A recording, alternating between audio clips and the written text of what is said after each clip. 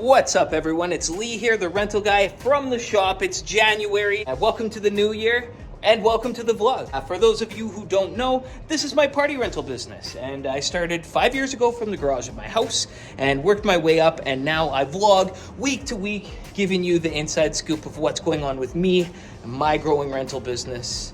And you tune in, right? You tuning in? The week. So I remember last year sitting here in my office in January because I just got into this new warehouse, and my payments were like $4,000 a month on top of vehicles, on top of this and that, and I knew my wife was coming, and so I raised my prices, and I felt like bookings weren't coming in, and I was like, oh, is it because I raised my prices? This year, the same amount of bookings are coming in. I'm making maybe 2% less on the week for the week last year, and I'm not worried at all. I feel like lots of inquiries have been coming in, and it's been absolutely great. So sometimes you just get up all in your own head. If you're making those changes, if you've gone into a bigger place, just know if you have enough inventory that it's all going to move during the summer anyways. You should, or I shouldn't say you should be getting pre-bookings, but I've been getting pre-bookings. This week, I've made $2,923, and that money is primarily from pre-bookings of things. So right now, all that I have going out is some Marry Me letters, a photo booth, and a backdrop. Oh, and a beanbag toss and a Connect 4. Someone also has 109 chairs going out. But other than that, no, there's nothing going on. I've been working in the shop. I'm changing everything around.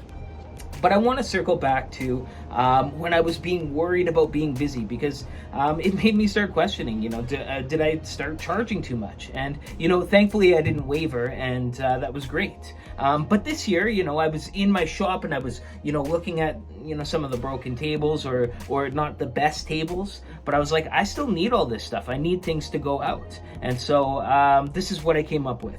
Let's go to the warehouse, because I've been cleaning down there, and I've had a lot of time to think in between listening to Gary Vee, blah, blah, blah. Let's just go down there.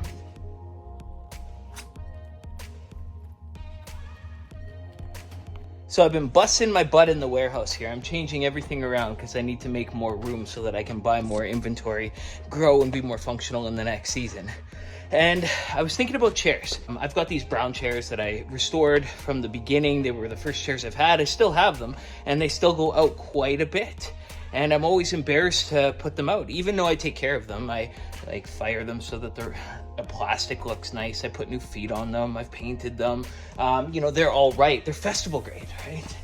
And I'm looking at these tables, and I was like, well, I can't get rid of these tables because I still have lots of dates where all my tables go out. So can't get rid of them, but some of them have a little, ding in them. They're not as good. And then, I realized, well, with my brown chairs, I put them on my website as festival chairs, B grade. It's the B stock. And what I did is I put the B stock as just under the competition, and then I put the A stock as an inflated price, and it's just a little bit nicer. So why can't I have A stock and festival grade tables as well, right? So these tables, we're gonna put these as festival grade. So this week, I don't know, I've probably done 8 or 9 quotes, and majority of them for tents. So people are starting to inquire about tents, and they have questions. I have a lot of people calling me, and they just don't know where to start. So basically what I do for them is grab as much information as possible, and then I make a little 3D design for them, and give them a layout of a tent, and let them know, this is what a tent could potentially look like. Let us know if you want to book, and, we can take this one step further. There is some people that come and they already know exactly what they want, and they'll tell us, and we can put the quote together for them like that. But more so for me, it just seems people calling, and they just, how do I get started to book a tent? And so I guide them along in the process, and so I've been sending out a lot of those quotes this week. Anyway, so I can make intricate tent designs. So say if someone calls me for a quote like this person did. They said that they want a wedding for 150 to 200 guests. And I ask them questions. They don't have any idea what they're getting into unless they're a planner and they've done this time and time again. So, when someone doesn't come in, it's like, hey, I'll throw something together. They know that they wanted a dance floor and some tables. They didn't even know if they wanted round or rectangular. I said, what kind? They said round.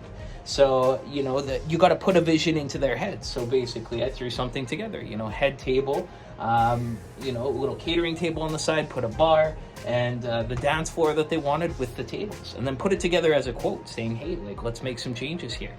You know, we can even go as far as to digitally design your table centers and like anything on it, right? So, you know, if you give them something like this, they have no reason to go anywhere else, you know, unless the budget is the issue, which, I mean, if they can't pay your price, then they can move along, because if you're a temp business like me, you're already busy enough. You don't need to lower your prices to get the gigs. You need to up your standard so that you can get what you deserve for the amount of pay that you're worth. So anyways, Merri, this program is helping me get there. So this is it. I suggest you get on it too. So between working my butt off in the office and reorganizing the warehouse, it's been very busy. So as long as the money's coming in, well, then I'm gonna continue to buy things. I haven't really stopped buying. I haven't closed the doors. A lot of little things, because I've got the space, and especially with what I'm doing in the warehouse, I'm gonna have more space to get all these little things. Like for instance here, I changed around the electronics room here so that it's all just shelves. So I'll be able to fit a lot more stuff, and I'm gonna get a lot more of this little stuff. You know, more speakers, more uplights, you know, things that prove to go out every week during the summer. Well, if I get, instead of having just one set of them and them going out every summer, I want to see where the roof for that item actually is. So, you know, I've got the uplights, and they were great. They went out every week. So if I buy, you know, 2 more sets of uplights, then I have 3 sets of uplights. Well, will they go out? You know, concession went out every weekend last summer. So I had 1 of each machine. So, you know, what happens if I add 3 or 4 more machines of each kind, right? Where is the roof? So in the new year, what's the new plan? I've been reaching out to event planners and caterers and, you know, telling them what I can offer, and then asking them, you know, what they would rent from me, and is there anything that I need to bring in that they can start renting from me? And, you know, if I do that, I'll give them this sort of discount. We can work together. I'd prefer to work with them, and, you know, then they can mark our products up. You know, our marquee letters, this is a fantastic one that I love to do, because the marquee letters, I started renting them at $25 a piece, and I realized they're going out too quickly and they're getting beat up, and it's just not as worth it for me, right? But if you rent them to wedding planners, so I jacked the price up of the marquee letters. So I put them up to $45 a letter, which is going to be going to $50 a letter soon too. So that the general public and the corporate people, they got to pay a big price to get these letters, because this is a boutique item, right? But on that same note, I can offer these letters to the wedding planners, to the balloon businesses, like so balloon arch businesses, and at 50% off, right? Because my price is already inflated. So corporate's going to come to me and they're going to pay full price because they don't care about it, right? If they're high tier wedding clients, they're going to look at it, they're going to be like, well, I'll pay that because I'm rich. And then the wedding planners can just fill in the rest, right? So they'll be doing the work for me. It's almost like, you know, you have the stash and you've got the dealers for you, so you pedal to the dealer. So it would be me, you know, renting to the wedding planners, and then they make sure that the marquee letters are going out every week for them, because, I mean, they can jack them up themselves and then they make margin on the letters. Everyone's happy. I know that they're treating the letters good. They're repeat clients. I'm building relationships with these people so that when they get bigger, I get bigger. They rent more stuff from me. They talk to me. I treat them good. They treat me good. We all win. We all get more rich and blah, blah, blah, blah, blah, blah, blah. Anyways, that's the vlog this week. I hope you enjoyed it. If you did, you know what to do. And, well, we'll see you on the next one. And as always, you stay classy.